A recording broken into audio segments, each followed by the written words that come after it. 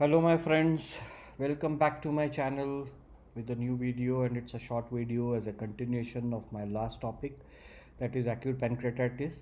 And we left at the difference between amylase and lipase and the conditions associated with elevated amylase and lipase.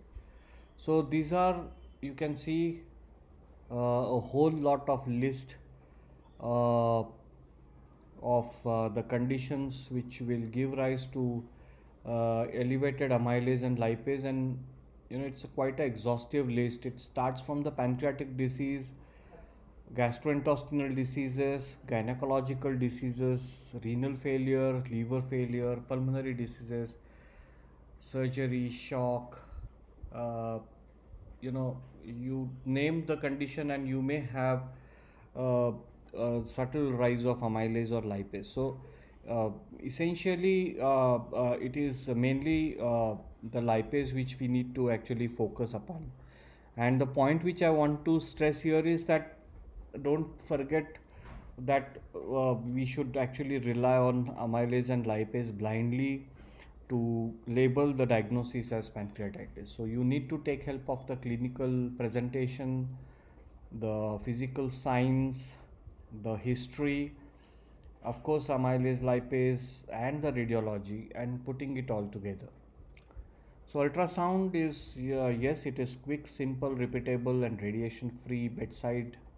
And now with ever increasing emphasis on the focus, we know that ultrasound is preferred, and it can be a first line imaging method in the ER to confirm the diagnosis.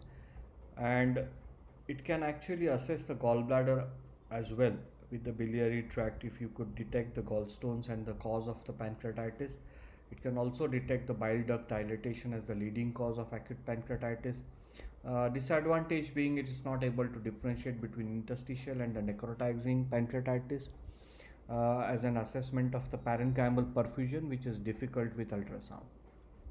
So we need to have that clear understanding in the mind when we take help of any modality, their advantages as well as the disadvantages.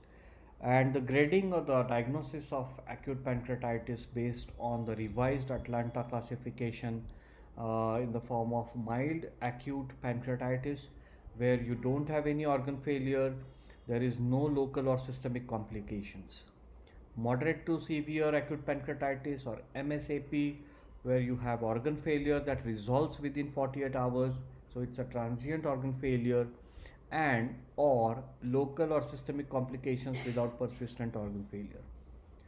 And of course you have a severe acute pancreatitis or SAP, where you have a persistent organ failure more than 48 hours of one or several organs. So it's not very difficult to understand, and it is a very favorite exam questions for those who are appearing for uh, exams like IDCCMs or DrNBs.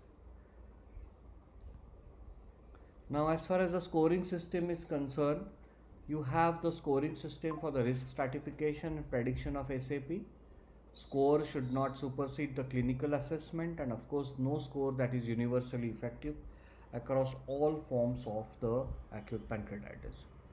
Now, within the scoring landscape, you have Ranson's criteria, you have Apache 2 scoring system, you have SAPS 2 scoring system, the sequential organ failure assessment, that is SOFA, the CT severity index, that is CTSI, and of course the bedside index of severity in acute pancreatitis, or BISAP. So these are important ones, and we should remember as much as possible. As far as the BISAP is concerned, it is more accurate and applicable in routine practice. It predicts the severity, the mortality, the death, and the organ failure, and also helps in triaging, and it outperforms the traditional scoring system. So we need to actually focus more on BISAP, and it represents the acronym of the parameters evaluated in the score. So if I may say, so it is blood urea nitrogen, which is should be more than 25 milligrams per deciliter, age more than 60, SIRS pleural effusion, and impaired mental status. So score of anywhere more than 3, the SAP with increase in the risk of mortality is can be kind of, it indicates that there is a SAP with increase in the risk of mortality. Combination of BiSAP with other diagnostic indicators like CRP, D-dimer, which enhances the clinical predictive accuracy for AP severity. In conclusion, the integration of imaging technologies, the scoring systems, and the clinical presentation has the potential to revolutionize the diagnosis, the severity prediction, and prognosis assessment of the acute pancreatitis. Now, AI model, that is the Easy app, which is easily identify the patients at the risk for SAP within the hours of admission, serially monitor the clinical course and treatment response. So this is the AI model, and as we know, AI and ML models are increasingly kind of utilized in the modern day medicine in almost all the fields of clinical medicine, including the diagnostics. Now, as far as the management of acute pancreatitis is concerned, it will predominantly focus on fluids, the pain control, the nutritional support, the antibiotic use, the other therapeutic interventions whenever needed, and of course, operative and surgical treatment, and will focus one by one. Now, as far as the fluids are concerned, why we need fluids is, of course, because of the marked systemic endothelial injury, which has increased in the vascular permeability. There is a fluid shift into the third spacing, and it will decrease the intravascular volume, and it is compounded by vomiting, reduced oral intake, increased respiratory losses, and diaphoresis. So the patient naturally becomes hypovolumic. There is obviously a direct evidence of hypoperfusion of the pancreas from the third space losses and microangiopathic effect, which will lead to cell death and necrosis. And intravenous hydration to mitigate all these problems will promote the blood flow, which prevent the pancreatic cellular death and necrosis and ongoing release of pancreatic enzymes, activating the numerous cascades characteristic of pancreatic sepsis.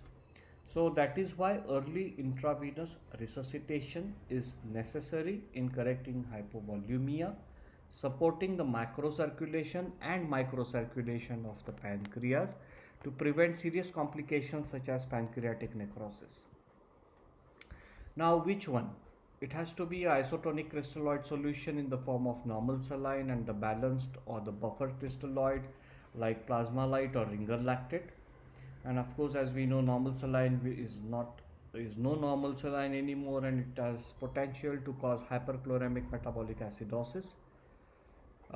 If you have a meta-analysis between RL versus NS, and you have seen that there is definitely the NS group which may have progressed to moderate to severe acute pancreatitis requiring ICU admissions, and there are two large randomized controlled trials published in 2018 which suggest that the balanced crystalloids are actually preferred over NS.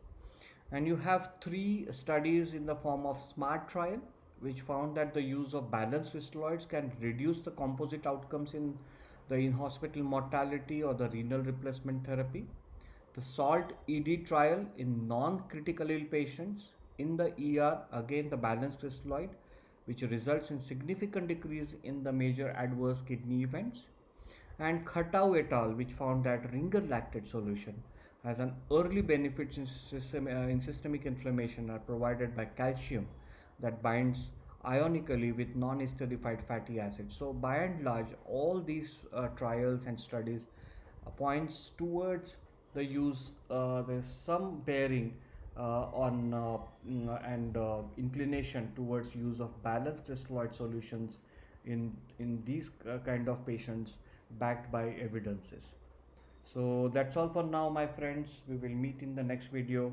In the meantime, please like, share and subscribe my channel if you really like it. That's all for now. Thank you. Bye bye.